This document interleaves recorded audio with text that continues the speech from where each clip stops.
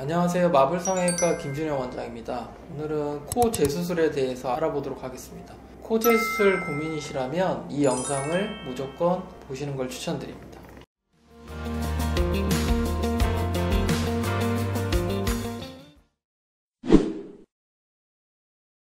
환자분들이 재수술을 많이 상담을 오시는데, 재수술을 하는 원인에 대해 먼저 말씀을 드리면, 첫 번째는 너무 어린 나이에 수능치고 엄마가 시켜서 너무 자연스럽겠다. 그래서 20대 초반에 콧대하고 코끝을 수술했는데, 그 당시에는 부모님이 수술은 시켜주지만 무조건 자연스럽게 해야 된다. 그래서 본인의 의지하고는 상관없이 엄마가 시키는 대로 해서 자연스럽게 했더니, 나중에 몇 년 지나고 나서 보니까 내가 원하는 스타일도 아니고 높이도 아쉽고, 그러니까 미용적인 불만족 때문에 수술을 하러 오시는 분들이 있고, 두 번째는 수술이 잘 됐는데 뭔가 이제 부작용이 났을 경우, 실리콘이 뭐 좀 휘었다든지, 아니면 코끝에 연고를 세워놓은 게 좀 처졌다든지, 아니면 염증이나 구축 현상이 와서 코가 일상적인 생활을 할 수 없을 정도로 문제가 생긴 경우, 이렇게 두 가지 분류로 나눌 수 있습니다. 근데 이제 재수술을 누구나 다 하기 싫은 건 맞는데, 아무래도 코 수술을 한 번만에 만족하기는 되게 힘든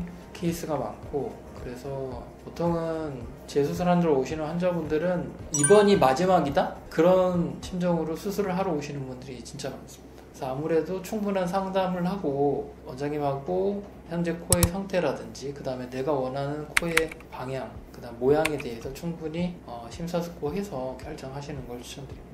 일단은 대부분 콧대는 실리콘으로 하고 코끝은 연고를 사용했기 때문에, 첫 수술한 코를 재수술할 때 열고 들어가 보면 그 안에 있는 연고를 재사용할 수는 있습니다. 그러나 재수술의 목적이 코끝을 더 높인다든지 실리콘을 좀 바꾼다든지 라인이나 각도를 바꾸는 거기 때문에 새로운 연고를 반드시 추가해야 되고, 기존에 있던 연골들은 보조적인 역할을 하신다고 봅니다.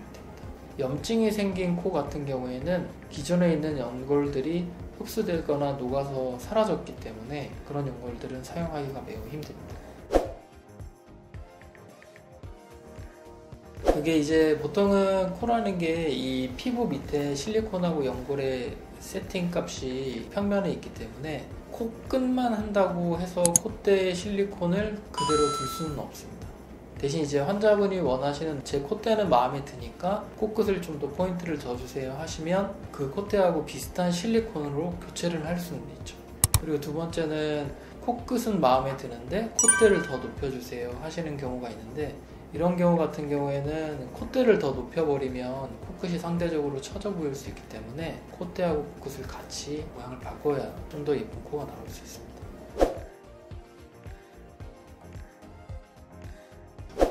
일단은 수술하기 전에 충분히 이제 원장님하고 수술 들어가기 직전까지 계속 이렇게 디테일하게 상담을 해야 되는 거죠. 실리콘을 어느 정도 쓸 건지, 그러니까 예를 들어서 뭐 카리나나 신세경, 오연서 이런 코를 해달라고 하는데, 이런 코는 살짝 곡선이 들어간 직반 라인인데 본인이 생각한 거는 직선코라고 생각하고 있고, 원장님은 직반이라고 설명을 하면 그게 이제 의견의 차이가 있을 수 있기 때문에 수술 전에 충분한 상의를 통해서 이제 결정하시는 게 중요하고요. 수술 후에는 관리가 진짜 중요한데, 저번 달에 제 환자분이었는데 수술한 지 3주차 때 고속버스 타고 가다가 사고가 나서 환자분이 안전벨트를 안 하고 있었대요. 춘천 가는 길에, 집이 되게 춘천이신데 거의 다 오긴 했는데 안전벨트를 미리 풀었는데 앞차하고 부딪혀서 추돌 사고가 나서 수술한 지 3주 만에 코를 앞좌석에 그 손잡이 있잖아요, 부딪혀서 오신 분이 있습니다, 실제로.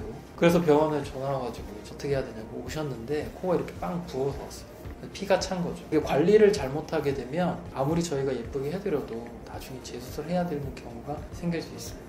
수술 후에는 아무래도 한 달 정도 금연이나 금주를 하셔야 되고, 특히 남자분들은 술은 안 드시는데 꼭 담배는 피고 오세요.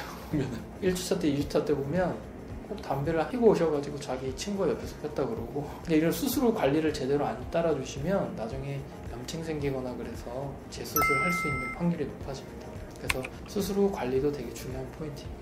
코 재수술을 누구나 다 하기 싫어하시기 때문에 재수술을 방지하는 방법에는 여러 가지가 있는데, 가장 중요한 건 어디 부딪히지 않는 거. 강한 충격에 수술하고 한 달째부터 술 먹을 수 있다고 말씀드리면 딱 한 달 되는 날 진짜 술 먹으러 가서 남자친구 팔꿈치에 맞아서 오신 분도 있고요.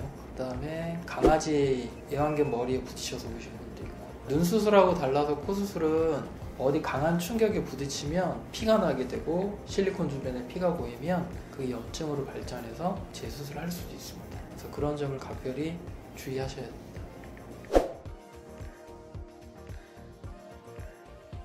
보통은 코 수술하고 나서 환자분들이 진짜 잘 모르시니까요. 조금만 빨갛고 부어도 이게 염증 아니냐, 콧물이 나오는데 이게 노란색으로 염증이 있다, 그래서 달려오시는 분들이 있는데, 대부분 논문상으로도 코의 염증의 확률은 보통 3에서 5% 정도 됩니다. 100명 중에 3명에서 5명이고, 반대로 말씀드리면 100명 중에 95명은 염증이 생기지 않습니다. 근데 이제 염증이 생기는 사인이라 그런 증상은, 첫 번째는 어디가 코가 모기 물린 것처럼 빵 붓는다든지, 그 다음에 빨개진다든지, 그 다음에 통증.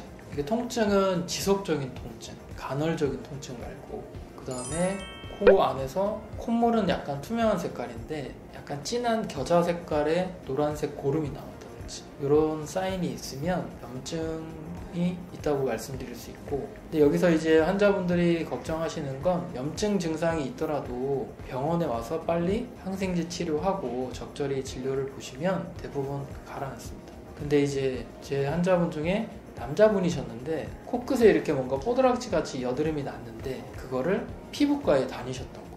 근데 이제 피부과에 가서 코 수술한 걸 얘기를 안 한 거죠. 그러니까 피부과 의사 선생님은 여드름에 준한 치료를 4주 동안 한 거예요. 그래도 안 나으니까 이제 마지막에 이제 피부과 쪽에서 물어봤겠죠, 환자분한테. 혹시 코 뭐 예전에 뭐 한 거 있어요? 그러니까 그때 이제 코 수술했다고 얘기해서, 그럼 수술한 병원에 가봐라. 그러니까 이렇게 4주나 늦게 오시면 그때는 치료가 매우 힘듭니다. 콧대 실리콘이 처음에는 잘 있었는데 어디 콩 외부에 강한 충격으로 피가 고이거나 염증이 생기면 실리콘이 약간 삐뚤어지거나 틀어지는 경우도 있고, 그게 오래 염증이 지속이 되면 코끝의 연골이 이마 쪽으로 들리는 구축 현상이 발생될 수도 있습니다. 그런 경우에는 무조건 재수술을 하셔야 됩니다.